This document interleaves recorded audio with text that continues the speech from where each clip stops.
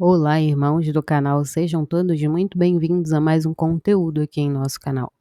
A profanação dos símbolos e locais sagrados tem sido uma preocupação crescente entre os fiéis católicos em todo o mundo. Infelizmente, estamos testemunhando uma frequência alarmante desses atos que afrontam e desrespeitam o que há de mais sagrado em nossa fé. Um dos episódios mais recentes e chocantes ocorreu durante as cerimônias de abertura das Olimpíadas de 2024, onde um ato de desrespeito aos símbolos cristãos foi amplamente divulgado e causou indignação entre os católicos e as outras pessoas de fé. Esse incidente foi uma afronta não apenas aos cristãos, mas também à essência do respeito e da dignidade humana que deve prevalecer em eventos de alcance global. A crescente secularização e a falta de respeito pelos símbolos religiosos tem levado a uma banalização do sagrado. É imperativo que, como comunidades de fé, permaneçamos vigilantes e unidos, defendendo nossos valores e lutando contra qualquer forma de profanação. Precisamos educar as futuras gerações sobre a importância do respeito mútuo e da sacralidade dos espaços e símbolos religiosos. A oração e a ação conjunta são nossas maiores armas contra essas ofensas. Devemos orar pela conversão daqueles que cometem tais atos e, ao mesmo tempo, trabalhar ativamente para promover uma cultura de respeito e reverência. Que São Miguel Arcanjo nos proteja e nos guie nessa batalha espiritual, fortalecendo-nos na fé e na defesa do que é sagrado. Se você ainda não assistiu, precisa conferir o último vídeo do padre Pedro Faustino em suas redes sociais. Em uma excelente e esclarecedora explicação, o padre aborda o sacrilégio que chocou o mundo durante a abertura das Olimpíadas na França. Sua análise detalhada e fundamentada nos faz refletir profundamente sobre a gravidade do ocorrido e a importância de defender nossa fé e nossos símbolos sagrados. Com a sua habitual eloquência e sabedoria, Padre Pedro não só descreve os fatos, mas também oferece uma perspectiva espiritual enriquecedora sobre como podemos, como comunidade católica, responder a esses desafios. Não perca essa oportunidade de se aprofundar nesse tema tão importante. Acesse agora.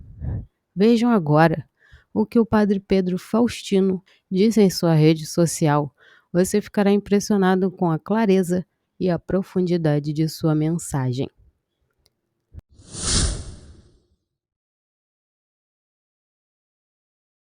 Não sei se vocês acompanharam, houve no dia de ontem, se eu não me engano, a abertura dos Jogos Olímpicos. Vocês assistiram isso, sim ou não? Ontem não, sexta-feira, me perdoe. A abertura dos Jogos Olímpicos. Os Jogos Olímpicos, meus filhos, são os jogos mais esperados da vida de um atleta. São os jogos mais importantes que um atleta pode submeter. Ele fica ansioso, treinando durante 4 anos para poder competir os Jogos Olímpicos.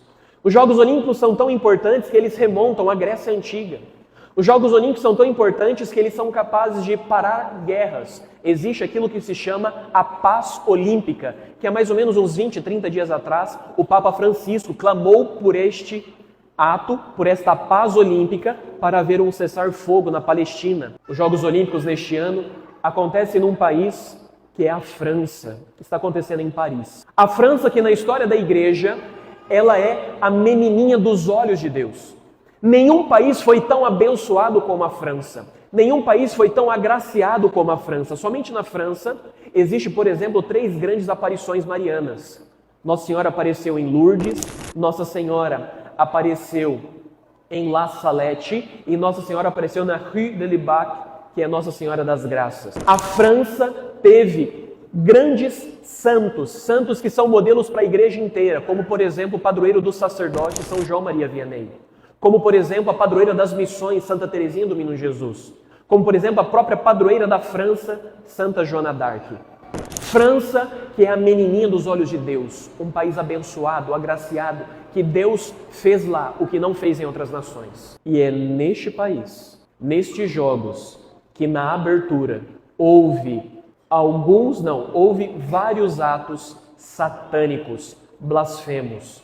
A começar por uma representação da Santa Ceia, na qual eles colocaram, ao invés de 12 apóstolos e Jesus, 12 travestis. Um Nosso Senhor Jesus Cristo, homossexual, drag queen, para presidir a última ceia.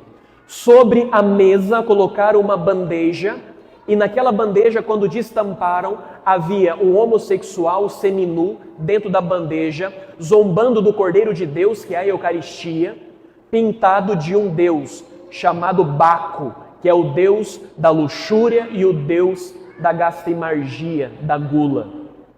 Como se não bastasse, eles fizeram um bezerro de ouro para ser adorado, fazendo alusão ao Antigo Testamento, quando Moisés subiu no monte para receber as tábuas da lei, e quando desceu o povo havia traído a Deus, adorando um bezerro de ouro.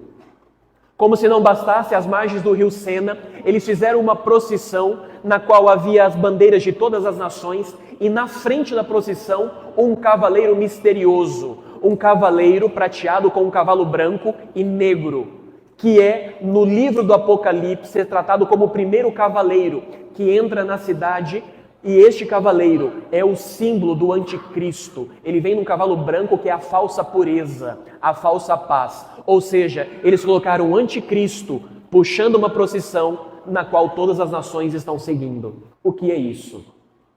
Um ato blasfemo, sacrílego, satânico.